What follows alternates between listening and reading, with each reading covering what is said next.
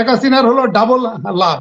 মানে যারা দুর্নীতি করেছে তার 80% টাকা উনি আবার রিটার্ন নিয়ে নিল, আবার ওদেরকেও বুঝিয়ে দিল যে আমি ছাড়া তোমাদের তোমাদের উদ্ধার করার কিন্তু কেউ নাই, তোমরা যা করেছিলে এখনো করো, কিন্তু আমার ক্ষমতা যাতে নড়চড় না হয়। ইতোমধ্যে আরাকানে যে সমস্ত রোহিঙ্গাদেরকে উচ্ছেদ করা হয়েছে 13 লক্ষ, এই সমস্ত জায়গা দখল করে চায়নারও কিন্তু ওখানে প্রায় $20 বিলিয়ন ইনভেস্টমেন্ট হয়েছে ওখানে ইকোনমিক করিডোর করার জন্য।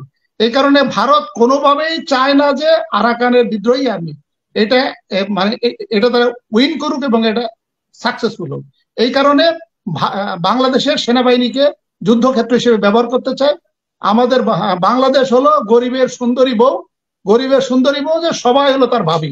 মানে আমার বাংলাদেশ হলো সবার ভাবি, চায়নারও ভাবি, ভারতেরও ভাবি, আমেরিকারও ভাবি। তো যা কিছু হোক বাংলাদেশের উপর দিয়ে হোক। এইটা শেখ হাসিনা বুঝতে পেরে শেখ হাসিনা কিন্তু যুদ্ধে লিপ্ত হচ্ছে না এবং সেনাবাহিনীকে কিন্তু নির্দেশ দিচ্ছে না। কারণ বাংলাদেশ সেনাবাহিনী যদি যুদ্ধে লিপ্ত হয় তাহলে কিন্তু বাংলাদেশ সেনাবাহিনী ক্যাজুয়ালিটি হবে, অনেক লোক মারা যাবে। আমার আগের টানে আলোচনার সময় আমি যে শিয়ালের কাছে মুরগি পুষতে দেওয়ার ক্ষেত্রে দুইটা উদাহরণ আনতে চেয়েছিলাম। একটি হচ্ছে তিস্তা প্রকল্প, যেটা ভারতকে নিয়ে আমি অলরেডি বলে ফেলেছি। আর আরেকটি হলো যে আমাদের পুলিশ কর্মকর্তা হাবিবুর রহমান, যিনার পিএইচডির গবেষণা হচ্ছে মানি লন্ডারিং। জিনার বিরুদ্ধে অভিযোগ উত্থাপিত হচ্ছে যে মানি লন্ডারিং এর বিষয় নিয়ে এবং দুর্নীতির বিষয় নিয়ে। তো তাহলে তো সেই ক্ষেত্রে সাবজেক্টটাও তো ভালো হলো এবং ওনার ক্ষেত্রে পিএইচডিটা পেতেও সুবিধা হবে, যেহেতু মানি লন্ডারিং এর বিষয়ে যেহেতু অভিযোগ উত্থাপিত হয়েছে। যদি এগুলো সত্য সত্য হয়ে থাকে তাহলে হয়তো ওনার গবেষণাটা করতে সুবিধা হবে এবং কলিমুল্লাহ সাহেবের জন্য এটা সহজ হবে। কারণ ছাত্র যদি আগেই যদি ভালোভাবে জিনিসটা বুঝে যায় তাহলে শিক্ষকের জন্য তখন এটা ডিগ্রি অ্যাওয়ার্ড করতে বা নাম্বারিং দেওয়ার জন্য, মার্ক দেওয়ার জন্য সুবিধা হবে। যাই হোক, এখন এই সর্বশেষ যে বক্তব্যটা আমি বলতে চাচ্ছিলাম সেন্ট মার্টিনের বিষয়ে, যে আমাদের চন্দন নন্দী যে কথাটা বললেন, যে আসলে যে হাসিনা আক্তার যেটা বললেন যে আমাদের বর্তমান সরকার, শেখ হাসিনার সরকার যা কিছু করছে সবই তো নাটক আর নাটক।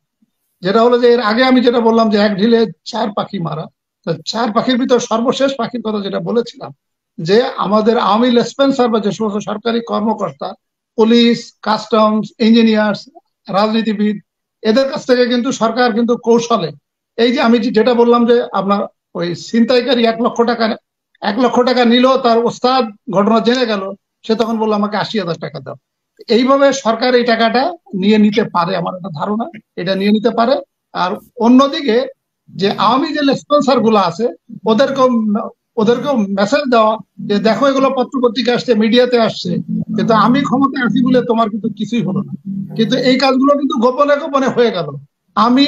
আপনি হাসিনা, আমরা কিন্তু হাসিনা আক্তার, আমরা কিন্তু বিষয়টা জানবো না। আমরা কিন্তু এগুলো টক শো নিয়ে থাকবো, আলোচনা করব এবং আমরা লম্বা লম্বা ঢেকুর তুলবো যে না শেখ হাসিনা তো খুব ভালো কাজ করছে। তার মানে শেখ হাসিনা একটা আলোচনার বিষয় আর কি, এখন টকশোর আলোচনার বিষয় দিয়ে দিচ্ছে আপনাদেরকে প্রতিদিনে আমাদের। না, শেখ হাসিনার হলো ডাবল লাভ। মানে যারা দুর্নীতি করেছে তার 80% টাকা উনি আবার রিটার্ন নিয়ে নিল, আবার ওদেরকেও বুঝিয়ে দিল যে আমি ছাড়া তোমাদের উদ্ধার করার কিন্তু কেউ নাই, তোমরা যা করেছিলে এখনো করো, কিন্তু আমার ক্ষমতা যাতে নড়চড় না হয়।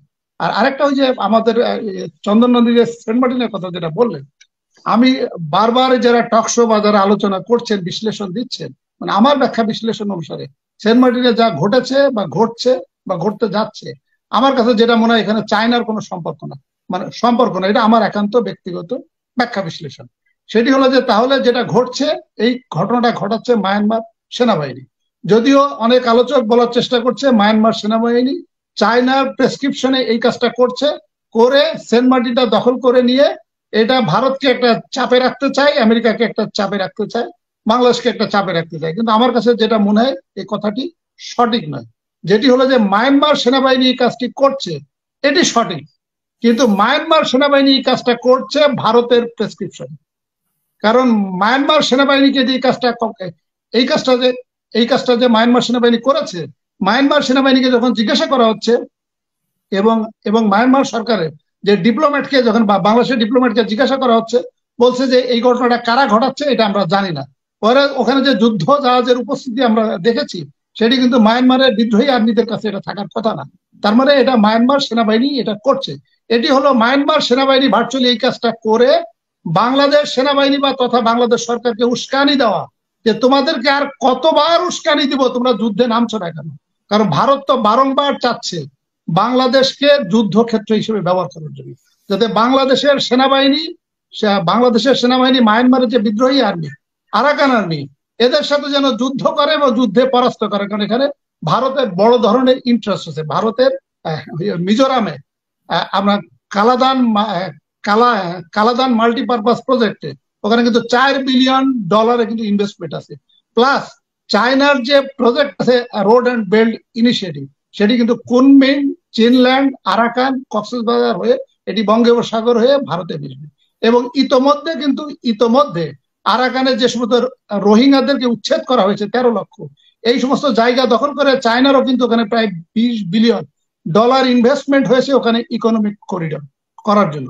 এই কারণে ভারত কোনোভাবেই চায় না যে আরাকানের বিদ্রোহী আর্মি এটা তারা উইন করুক এবং এটা সাকসেসফুল হোক। এই কারণে বাংলাদেশের সেনাবাহিনীকে যুদ্ধক্ষেত্র হিসেবে ব্যবহার করতে চায়। এবং যে ঘটনাগুলো ঘটছে, দেখেন 1-1.5 মাস আগে কুকি চীনের যে ঘটনাটা ঘটলো, এটিও কিন্তু ছিল নাটক এবং এটি ভারতের প্রযোজনায় হয়েছিল যাতে বাংলাদেশ সেনাবাহিনী যুদ্ধে যাতে লিপ্ত। এখন প্রশ্ন আসতে পারবে, আপনিও তোমাকে প্রশ্ন করতে পারেন, অথবা চন্দন নন্দী অথবা আমাদের প্রফেসর কলিমুল্লাহ প্রশ্ন করতে পারে, তাহলে এই যুদ্ধে তো ভারত সেনাবাহিনী তো এই যুদ্ধে লিপ্ত হতে পারে। ভারতের সেনাবাহিনী যুদ্ধে লিপ্ত হওয়ার সক্ষমতা ভারতের সেনাবাহিনীর নাই। কারণ ভারতের সেনাবাহিনী যদি আরাকান আর্মির সাথে যুদ্ধে লিপ্ত হয়, তাহলে আরাকানের যে বিদ্রোহী আর্মি তাদেরকে সহায়তা করছে কিন্তু আমেরিকা। তারা কিন্তু বার্মা অ্যাক্ট পাস করেছে, বার্মা অ্যাক্ট 2021। সেখানে আমেরিকা কিন্তু তাদের অস্ত্র দিচ্ছে, তাদের টাকা দিচ্ছে, ফাইন্যান্স দিচ্ছে এবং তাদের কিন্তু ডিপ্লোম্যাটিক্যালি হেল্প করছে। তাহলে প্রকারান্তরে ভারতকে আমেরিকার বিরুদ্ধে যুদ্ধ করতে হবে, আরাকান আর্মির কাছে যুদ্ধ করতে হবে, চায়নার কাছে যুদ্ধ করতে হবে। সেই ক্ষেত্রে ভারতের সেনাবাহিনী যদি এখানে যুদ্ধে লিপ্ত হয়, তাহলে চায়না অরুণাচল দিয়ে অন্য ফ্রন্টে আক্রমণ করবে, যেটা সামাল দেওয়া বা সক্ষমতা ভারতের নাই, ভারতের সেনাবাহিনী নাই। এই কারণে আমাদের বাংলাদেশ হলো গরিবের সুন্দরী বউ, যে সবাই হলো তার ভাবি। মানে আমার বাংলাদেশ হলো সবার ভাবি, চায়নারও ভাবি, ভারতেরও ভাবি, আমেরিকারও ভাবি। তো যা কিছু হোক বাংলাদেশের উপর দিয়ে হোক। এইটা শেখ হাসিনা বুঝতে পেরে শেখ হাসিনা কিন্তু যুদ্ধে লিপ্ত হচ্ছে না এবং সেনাবাহিনীকে কিন্তু নির্দেশ দিচ্ছে না। কারণ বাংলাদেশ সেনাবাহিনী যদি যুদ্ধে লিপ্ত হয়, তাহলে কিন্তু বাংলাদেশ সেনাবাহিনী ক্যাজুয়ালিটি হবে, অনেক লোক মারা যাবে, অনেক সৈন্যবাহিনী মারা যাবে বা মারা যেতে পারে। সেই ক্ষেত্রে বাংলাদেশ সেনাবাহিনী, এয়ারফোর্স, নৌবাহিনী যদি এফেক্টেড হয়, তাহলেও কিন্তু সেনাবাহিনীর ভিতর আভ্যন্তরীণ একটা বিদ্রোহ হয়ে যেতে পারে এবং শেখ হাসিনার ক্ষমতাচ্যুতির মতো ঘটনা ঘটে যেতে পারে। এই কারণে শেখ হাসিনা এই রিস্ক নিতে চাচ্ছে না যুদ্ধের মতো, মানে ভারতের কথায় বা ভারতের বক্তব্যে, ভারতের প্রেসক্রিপশনে এই ট্র্যাপে শেখ হাসিনা পা দিতে চাচ্ছে না।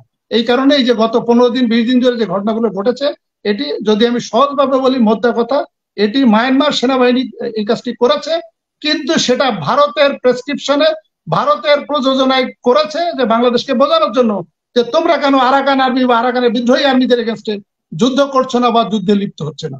ধন্যবাদ।